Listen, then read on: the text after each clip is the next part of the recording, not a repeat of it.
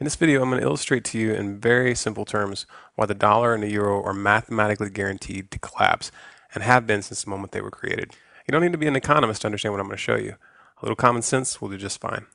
The dollar and the euro are debt-based currencies created by the Federal Reserve and the European Central Bank. Now, these central banks, while masquerading as public entities, are actually made up of a consortium of the most powerful private banks in the world. When I say that the dollar and the euro are debt-based currencies, what this means is that dollars and euros are loaned into existence. Central banks create money out of thin air by loaning money that does not yet exist to their respective governments. Since the vast majority of money in circulation is now digital, such an operation doesn't even require the printing of physical paper. Money and the debt that accompanies it is simply typed into existence. Now, these privately owned central banks don't just loan out their imaginary money for free.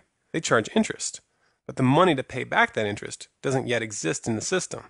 Since all money is created this way, there's always more total debt plus interest to be paid back than there is money.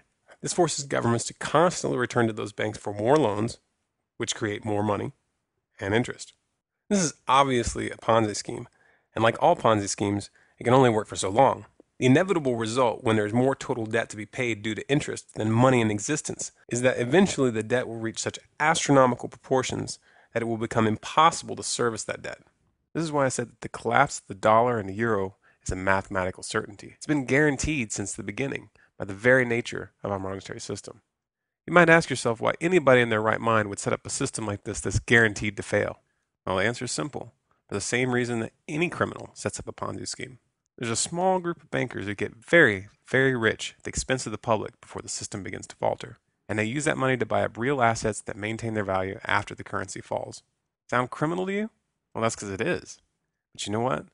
They're going to get away with it if we don't make a concentrated effort right now to educate the public about the true nature of money and the private central banks which are leading us to the slaughter. And if we let them get away with it this time, the next Ponzi scheme is going to be even bigger.